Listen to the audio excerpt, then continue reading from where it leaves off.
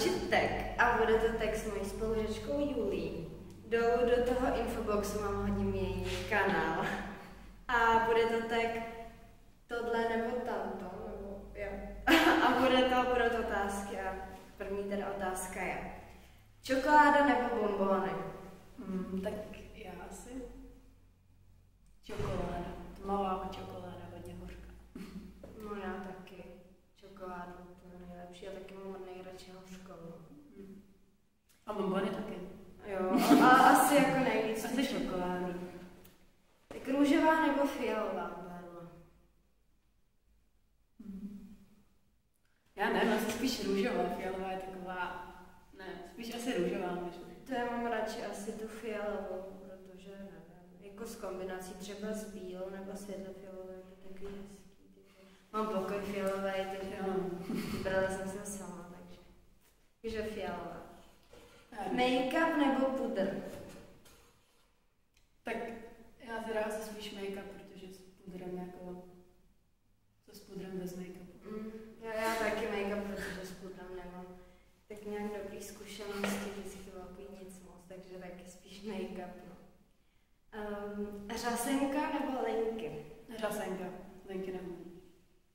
Já nevím, no, tak samozřejmě jako linky bez řasenky, to je divný. Ale zase se mi nelíbí, jako když na mě mám jenom řasenku, na nějakých holkách je to hezký, že mám řasy, třeba, ale jako na mě to je hrozně mrzkýku a ty oči úplně, ale hrozný prostě, takže bez těch linek už se neobejdu, no, takže nevím. Tak já řasenku, já řeknu linky teda. Pes nebo kočka? Asi kočka. Já pes, asi koček máme asi, já nevím, 6, ale mám radši prostě psy. Já kočky, protože nemám ani jednu. Samsung nebo iPhone? iPhone. Ty asi radši Samsung, iPhone jak je moc... Mně se líbí design. Jako mně se docela líbí, jak je na to hodně krytu, ale celkově jakoby velikostně mě se líbí velký mobily, takže asi Samsung a o Vánocích dostanu Samsung velký. Takže tak já iPhone a nedostanu ho. Hele, tady otázka, co jsem vymyslela. Sushi nebo řízek? Sushi. Já asi řízek. Protože jsem tady, já i to mám říct. Na popud Julči jsem řekla, že ochutnám to sushi, ale nechutnám mi to. No, ale já sushi nedám. Džus nebo kola?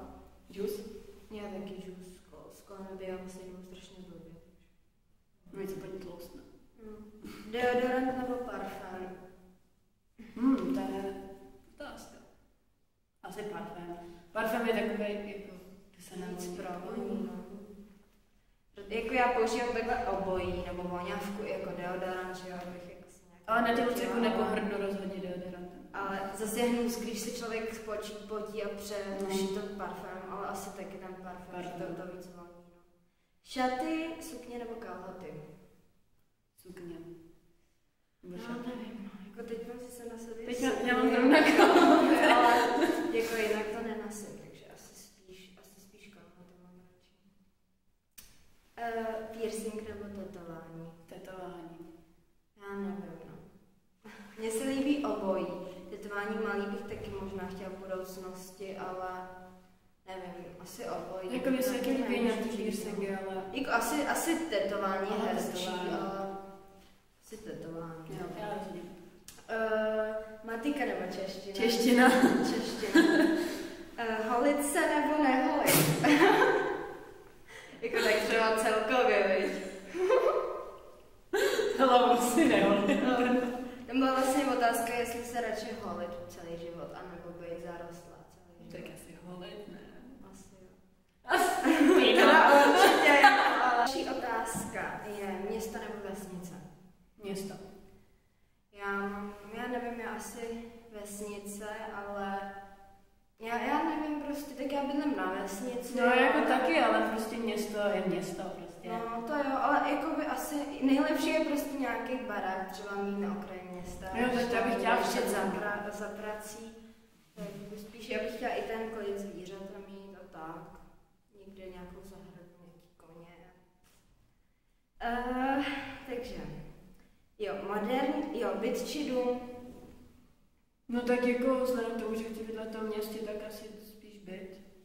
Jo, bych chtěla spíš dům. No, byt. Moderní městský styl nebo venkovský, jednoduchý vesnický. No tak to nevím, abych si nějak nefandila. Jako taky ty tvary, víš co, nevím, no. Tak já doufám, že spíš ten městský jako. Tak jako ne jako třeba retro, to se mi nelíbí nábytek retro. Ale tak jako já nevím, co je myšlený tím vesnickým. Já nevím, třeba takový, jak jsou takový ty dřevěný bílý skříně teďka třeba, nebo dřevěný. Jo, aha, jak se v oblíkání. Jako ne, já myslím jako nábytek. Takhle si nechodím v kroji. Prostě asi, já mám radši asi to.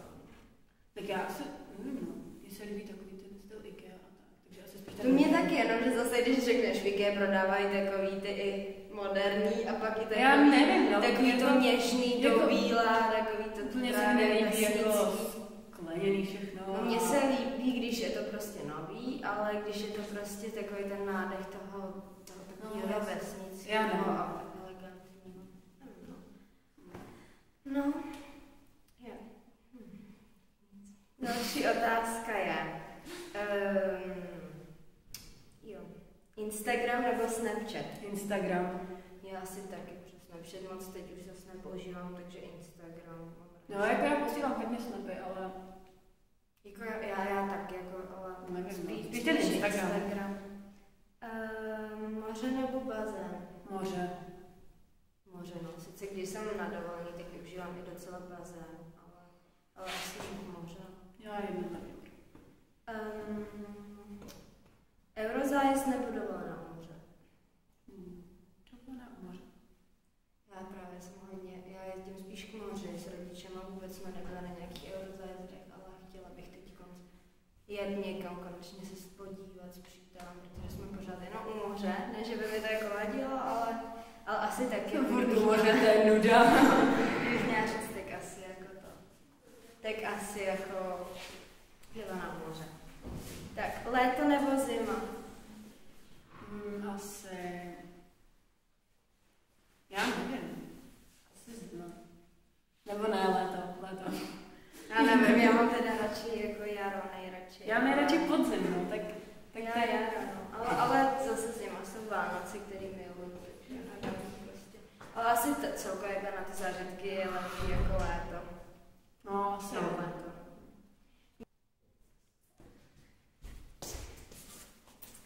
Tak my se omlouváme, už to je všechno, protože prostě máme nějaký rozbitý foťák, nebo spíš tu kartu a neuložila se nám ta třetí část, jak jsme původně ještě chtěli točit.